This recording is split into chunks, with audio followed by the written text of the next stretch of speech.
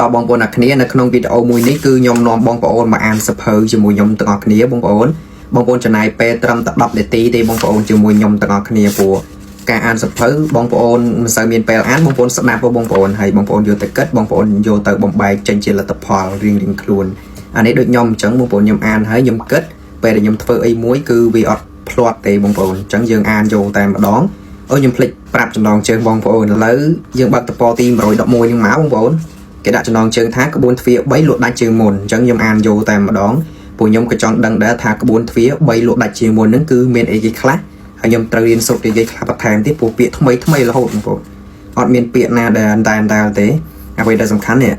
កន្លែងមតិចុងក្រោយហ្នឹងគឺយើងអត់តអានតែឥឡូវយើងអានកន្លែងនេះសិនព្រោះបើសិនជាយើងអានចុងក្រោយនេះវាអត់យល់ទេអញ្ចឹងខ្ញុំអានយកតែម្ដងបងប្អូនតោះបងប្អូនចំណាយពេលវេលារបស់បងប្អូនមកព្រោះយើងការនៅរៀនយើងចំណាយពេល1ម៉ោង2ម៉ោងយើងរៀនតែនេះយើងចំណាយវា10នាទីទេស្ដាប់ហើយបងប្អូនគិតពិចារណាដោយខ្លួនឯងតោះហើយបើសម្រាប់បងប្អូនយើងអត់ទាន់យល់អីបងប្អូនអាចមានសភៅនឹងអីបងប្អូនអាចអានបន្ថែមឬក៏មកអានជាមួយខ្ញុំតែម្ដងបងប្អូនតោះ Let's go ក្បួនទ្វារ3លក់ដាច់ជើងមុននៅក្នុងការលក់ខ្ញុំបានរកឃើញនៅទម្រង់ជាច្រើនដែលសុទ្ធសឹងតែជាក្បួននិងគំនិតល្អនៅក្នុងការលក់តែខ្ញុំសូមលើកយកតែក្បួនណាមួយដែលអាចជួយប្រជាជនកម្ពុជាឲ្យលក់ដាច់ជើងមុនតែប៉ុណ្ណោះចំពោះក្បួនដទៃទៀតខ្ញុំសូមមិនយកវាមកបង្ហាញមិត្តអ្នកអាននោះទេមានអ្នកលក់នៅស្រុកខ្មែរជាច្រើនជួបវិបត្តិមួយគឺលក់មិនសូវដាច់ឬក៏ផលិតផលរៀងថ្លៃជាងគេបន្តិចលក់មិនសូវដាច់ពេលនេះខ្ញុំសូមបង្ហាញក្បួនមួយមានឈ្មោះថាក្បួនប្រអប់3ដែលក្បួននេះត្រូវបានប្រើដោយសេដ្ឋីកាណាដាដែនឡុកនៅក្នុងមុខជំនួញកាលពីឆ្នាំ2017លក់ដាច់បានខ្លាំងនិងលឿនបំផុតយុទ្ធសាស្ត្រនេះល្អបំផុតសម្រាប់ផលិតផលនិងសេវាកម្មដែលវាធ្វើឲ្យអតិថិជនទិញផលិតផលរបស់អ្នកកាន់តែច្រើនជាងមុនធៀបទៅនៅលើលោកនេះអ្នកណាក៏អាចក្លាយជាអ្នកលក់ពូកែម្នាក់បានដែលឲ្យអ្នកទាំងនោះមានតិចនិចកំប៉ិកកំប៉ុកមួយចំនួននៅក្នុងការរៀបចំគ្រឿងក្លែមនៅក្នុងការលក់របស់អ្នកឲ្យកាន់តែមានរសជាតិជាងមុនធៀបទៅយុទ្ធសាស្ត្រប្រអប់3គឺជាយុទ្ធសាស្ត្រតម្លៃច្រាស់របស់សេដ្ឋីកាណាដាដែនឡុកហើយខ្ញុំបានឃើញក្បួនលក់មួយនេះនៅក្នុងការលក់សេវាកម្មថែទាំរថយន្តមួយដែលជាយីហោល្បីល្បាញមួយមកពីកូរ៉េដែលក្រុមហ៊ុនមួយនេះក៏បានអនុវត្តយុទ្ធសាស្ត្រមួយនេះបានជោគជ័យផងដែរយុទ្ធសាស្ត្រប្រអប់3គឺគេបង្កើតឲ្យមានជម្រើស3ប្រភេទនៅក្នុងការលក់ផលិតផលនិងសេវាកម្មបងប្អូនអ្នកគ្នាឥឡូវកន្លែងមួយនេះគឺសំខាន់ហើយគឺគេមាន3ចំណុចអញ្ចឹងយើងអានតទៀតព្រោះកន្លែងនេះខ្ញុំគិតថាចិត្តដល់កន្លែងដែលចំណុចសំខាន់ហើយបងប្អូនព្រោះគេដាក់ប្រអប់3ចំណុច3ហ្នឹងឯងអញ្ចឹងយើងអានតទៀតក្រុមហ៊ុនថែទាំរថយន្តមួយនេះឆ្លាតណាស់គេប្រើយុទ្ធសាស្ត្រប្រអប់3ដែលអតិថិជនភាគច្រើនទិញសេវាកម្មពីហាងមួយនេះគឺគ្មានទេមួយថ្ងៃឬមួយខែនោះទេគឺសុទ្ធតែកន្លះឆ្នាំទៅ1ឆ្នាំតែម្ដងឃើញទេបងប្អូនគឺគេរុស្ស៊ីគឺគេមិនអោយខាតទេចឹងយើងអានតទៀតក្រុមហ៊ុនថែទាំរថយន្តមួយនេះបានរៀបចំកញ្ចប់សេវាកម្មចំនួន3កញ្ចប់ទី1តម្លៃ$500ក្នុងមួយខែកញ្ចប់ទី2តម្លៃ$1000កន្លះឆ្នាំនិងតម្លៃ$3000រយៈពេល3ឆ្នាំអ្នកសាកគិតទៅមើលថាបើសិនជាអ្នកទិញសេវាកម្មថែទាំរថយន្តរបស់អ្នកតើអ្នកនឹងទិញកញ្ចប់សេវាកម្មមួយណាចម្លើយគឺសេវាកម្មកញ្ចប់ទី2ហើយក្រុមហ៊ុនមួយនេះឆ្លាតណាស់គាត់អាចលក់បានរហូតដល់6ខែក្នុងតម្លៃមួយអាចទទួលយកបានហើយសេវាកម្មថែទាំរថយន្តរបស់គាត់មិនខ្វះទេអតិថិជនព្រោះជាសេវាកម្មល្អរស់រលាកទាក់និងមានយុទ្ធសាស្ត្រល្អក្នុងការទាក់ទាញភ្ញៀវឲ្យនៅជាមួយគាត់បានយូរអង្វែងអ្នកលក់ផលិតផលឬសេវាកម្មត្រូវតែចេះបង្កើត branding ទៅលើផលិតផលរបស់ខ្លួនដោយដាក់ជម្រើសទាំង3ឲ្យអតិថិជនពិចារណាក្នុងការទិញដាក់តម្លៃជម្រើសទី1ឲ្យផ្ទៀកជម្រើសទី2ដោយថែមលុយតែបន្តិចទៀតបានជម្រើសទី2ហើយដាក់ជម្រើសទី3ឲ្យធំមិនអាចទិញបានពោលគឺចេតនារបស់យើងចង់ឲ្យអតិថិជនទិញជម្រើសទី2បងប្អូនអ្នកគ្នាខ្ញុំអានដល់ចំណុចមួយនេះខ្ញុំនឹកឃើញពេលដែលខ្ញុំទៅទិញអីវ៉ាន់ហ្នឹងបងប្អូនគឺគេដាក់ជ្រើសទី1ជ្រើសទី2ជ្រើសទី3យើងរើសហើយជម្រើសទី1តម្លៃរៀងថ្លៃបន្តិចទៅហើយជម្រើសទី2យើងគ្រាន់តែថែមលុយបន្តិចយើងទៅបានអាទី2ហ្នឹងបានប៉ុន្តែអាទី3វាថ្លៃលើសពីអ្វីដែលយើងនិយាយទៅយើងទៅអត់រួចអញ្ចឹងយើងបានតែទិញអាទី2ឃើញគេចំណេញហ្នឹងយើងអត់ទិញអាទី1ទេយើងទៅទិញអាកដាលឃើញអត់អញ្ចឹងបងប្អូនដែលធ្លាប់ជួបបងប្អូននឹងដឹងឥឡូវខ្ញុំអានតទៀតពុះចិត្តចប់ហើយខ្ញុំអានយកបញ្ចប់តែម្ដងបងប្អូនឥឡូវយើងអានតទៀតដែលធ្វើឲ្យការលក់ផលិតផលរបស់អ្នកបានក្នុងលំដាប់មួយច្រើនជាងមុនមួយកម្រិតនៅពេលតម្លៃជម្រើសទី1ត្រដុំត្រសងនិងតម្លៃជម្រើសទី2តែវាឆ្ងាយពីជម្រើសទី3 អតិថិជនមិនទិញជម្រើសទី1ទេគេប្រកាសជាទិញជម្រើសទី2ជាក់ជាមិនខានកន្លែងមួយនេះខ្ញុំជឿហ្មងពូខ្ញុំជួបផ្ទាល់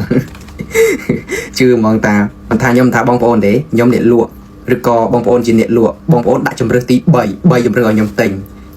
អាទី1វាថ្លៃទី2ថែមលុយតែបន្តិចបានអាទី2ប៉ុន្តែអាទី3យើងត្រូវចំណាយលុយច្រើនដើម្បីយើងទៅទីអាទី3អញ្ចឹងអាទី3គឺដឹងតែអត់ហើយអាទី1ក៏អត់គឺបានអាទី2ហ្នឹងវាចំណេញ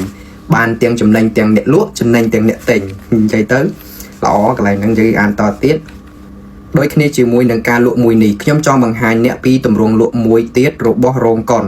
ដែលវាជាមេរៀនមួយដែលគេប្រើយុទ្ធសាស្ត្រទំនាញថ្លៃដើម្បីឲ្យអ្នកទិញចង់ទិញផលិតផលរបស់គាត់កាន់តែច្រើនជាងមុនថ្ងៃមួយខ្ញុំបានទៅរោងកុនជាមួយមិត្តភ័ក្តិចំនួន4នាក់ទៀតទៅដល់រោងកុនភ្លាមខ្ញុំនិងមិត្តភ័ក្តិរបស់ខ្ញុំម្នាក់ទៀតបានទៅបញ្ជាទិញកូកាកូឡានិងពោតលីងនៅក្នុងបញ្ជារងចាំខ្ញុំតែងតែឃើញមនុស្សគ្រប់គ្នាត្រឡប់មកវិញជាមួយកូកាកូឡានិងពោតលីងលើសពីមួយឈុតស្ទើរគ្រប់គ្នាហើយមនុស្សទាំងអស់សុទ្ធតែមានកូកាកូឡា2កែវនិងពោតលីង2ប្រអប់គ្រប់គ្នាបងប្អូនអ្នកគ្នាកន្លែងមួយនេះគឺគេលើកយកឧទាហរណ៍អ្នកដែលគាត់ទៅមើលកុនដូចខ្ញុំអញ្ចឹងមេខ្ញុំនាំទៅមើលកុនខ្ញុំតែងតែឃើញហើយបងប្អូនយើងជាច្រើនគឺឲ្យតែទៅមើលកុនគឺខ្ញុំតែងតែឃើញបងប្អូនយើងជាច្រើនគឺតែងកូកាកូឡាឬក៏អ្វីផ្សេងទៀតដើម្បីហូបបណ្ដើមើលរឿងបណ្ដើអញ្ចឹងណាបងប្អូនកន្លែងណាក៏ដោយគឺសត្វសឹងតែគេធ្វើបានទាំងអស់បងប្អូនឥឡូវយើងអានតទៀតនៅពេលដែលខ្ញុំទៅដល់ខ្ញុំបានកំងកូកាកូឡា1កែវនិងពោតលីង1ប្រអប់ដូចខ្ញុំចឹងខ្ញុំទៅមើលកុនខ្ញុំតែងតែកំងជាមួយនឹងកូកាកូឡានិងពោតលីង2នឹងគោបើសិនជាយើងអត់ហូបទេយើងមើលរឿងបណ្ដើគឺយើងងុយដេកហើយបងប្អូនអញ្ចឹងយើងបានអានឹងទៅយើងហូបទៅវាបំបត្តិការងុយដេកហើយយើងមើលរឿងបានយូរចុះយើងអានតទៀតនៅពេលដែលខ្ញុំទៅដល់ខ្ញុំបានកំងកូកាកូឡា1កែវនិងពោតលីង1ប្រអប់ពេលនោះអ្នកលក់ម្នាក់បានប្រាប់ខ្ញុំថាបងយកមួយឈុតតម្លៃ 6.5 តែបើសិនជាបងយកឈុតធំបងបានកូកាកូឡា2កែវនិងពោតលីង2ប្រអប់តែបើបងយកឈុតធំបងបានកូកាកូឡា2កែវនិងពោតលីង2ប្រអប់តម្លៃវាតែ$8ទេបងថែមតែ$1.5ទៀតបងនឹងចំណេញច្រើនកាលនេះខ្ញុំជួបច្រើនហើយបងប្អូនទៅទិញអីវ៉ាន់មួយដុំប៉ុណ្ណេះទេគេថាបើសិនតែយកនេះទៅបងថែមបន្តិចទៀតបងបានអាធំជាងនឹង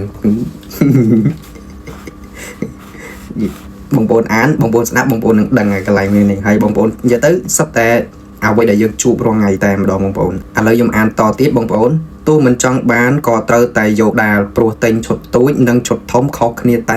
$1.5សោះរឿងអីត្រូវសូនសាញច្រើនបើជម្រើសទី1និងជម្រើសទី2ខុសគ្នាតែបន្តិចហ្នឹងហើយបានច្រើនជាងមុនវាមិនមែនជារឿងចៃដន្យនោះទេឥឡូវយើងអានតទៀតបងប្អូនដែលអ្នកលក់នៅរោងកុនគេសួរយើងបែបនេះនោះត្រង់នេះគេហៅថាយុទ្ធសាស្ត្រទំនាញថ្លៃដែលធ្វើឲ្យជម្រើស2ស្ថិតក្នុងតម្លៃត្រដុំត្រសងគ្នាហើយភ្ញៀវនឹងសម្រេចចិត្តថែមលុយទិញឲ្យច្រើនជាងមុនរូបមន្តមួយនេះវានឹងធ្វើឲ្យភ្ញៀវមានអារម្មណ៍ថាចំណេញជាងមុនសប្បាយចិត្តជាងមុនរំភើបជាងមុនព្រោះថាគាត់ចំណេញលុយច្រើនហើយគាត់បានផលិតផលច្រើនហើយការសម្រេចចិត្តរបស់ភ្ញៀវក៏កាន់តែលឿនជាងមុនដោយគ្មានការបង្ខិតបង្ខំណាមួយឡើយរឿងពិតនៃអ្នកលក់នៅស្រុកខ្មែរបរាជ័យដោយបង្ខំភ្ញៀវនិងអង្វរភ្ញៀវដែលវាជាការមិនឲ្យតម្លៃតលតែសោះលើអារម្មណ៍ភ្ញៀវនិងបំពេញលើការសម្រេចចិត្តរបស់ភ្ញៀវថែមទៀតផងការសម្រេចចិត្តរបស់អតិថិជនគឺសម្រេចចិត្តដោយសារតែធៀបទៅនឹងអ្វីមួយទៀតដែលអាក្រក់ជាងបងប្អូនអ្នកគ្នាឥឡូវគឺយើងបានអានបញ្ចប់នៅមេរៀនដែលមានចំណងជើងថាក្បួនទ្វារ3លក់ដាច់ជាងមុន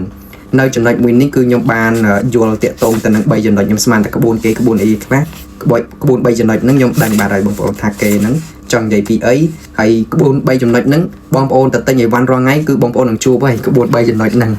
បងប្អូនទិញទូរស័ព្ទ15 Pro Max បងប្អូនចំណាយលុយប៉ុណ្ណេះនៅចំណុចទី1គេដាក់3ចំណុចយើងជ្រើសរើសបងថែមលុយតែបន្តិចបាន16 Pro Max ចឹងហើយយើងតេតើឲ្យកន្លែងហ្នឹងគឺអត់បខំទេមានតែយើងនេះខ្លួនឯងទេអ្នកសម្រេចចិត្តអូខេបងប្អូនអ្នកគ្នាឥឡូវខ្ញុំបានអានបញ្ចប់នៅមេរៀនមួយនេះហើយធ្វើឲ្យខ្ញុំបានយល់ច្រើនតាក់ទងទៅនឹងចំណុចមួយនេះដែលគេដាក់ថាក្បួនទ្វារ3លក់ដាក់ជាងមុនគឺខ្ញុំបានយល់ច្រើនហើយខ្ញុំអត់ដឹងថាបងប្អូនយល់យ៉ាងណាទេហើយអញ្ចឹងបើសិនជាបងប្អូនអត់ទាន់យល់បងប្អូនអាចស្ដាប់បន្ថែមបើសិនជាបងប្អូនចង់អានអីបងប្អូនមានសភៅមួយហ្នឹងមានពេលទៅនេះបងប្អូនមកអានជាមួយខ្ញុំតែម្ដងទៅបងប្អូនឆ្ងល់អីបងប្អូនខមមិនមកចាំខ្ញុំប្រាប់បន្ថែមព្រោះសភៅមួយនេះខ្ញុំអានឡើងប្រហែលដងហើយបងប្អូនចូល4-5 ដងហើយចប់ហើយអញ្ចឹងខ្ញុំតនេះក៏ខ្ញុំអត់ទាន់មានលុយទិញទៅអីគឺខ្ញុំអានតែហើយនៅជាមួយខ្ញុំអាននេះចប់ខ្ញុំនឹងទៅទិញសភៅមួយក្បាលទៀតគឺខ្ញុំអត់ទាន់ប្រាប់បងប្អូនទេចាំខ្ញុំទុកសិនឥឡូវ ខ្ញុំអានឲ្យដល់ពាក់កណ្ដាលហើយវីដេអូបន្តទៀតខ្ញុំអាននៅមេរៀនថ្មីបងប្អូនក្បួនលក់របស់បៃតាសង្គ្រាម0អូចំណងជើងដល់ហើយចឹងយើងជួបគ្នានៅវីដេអូបន្តទៀតហើយវីដេអូមួយនេះក៏មានតែប៉ុណ្ណឹងបងប្អូនយើងជួបគ្នានៅវីដេអូបន្តទៀតបាទជម្រាបលាបងប្អូនបាយបាយ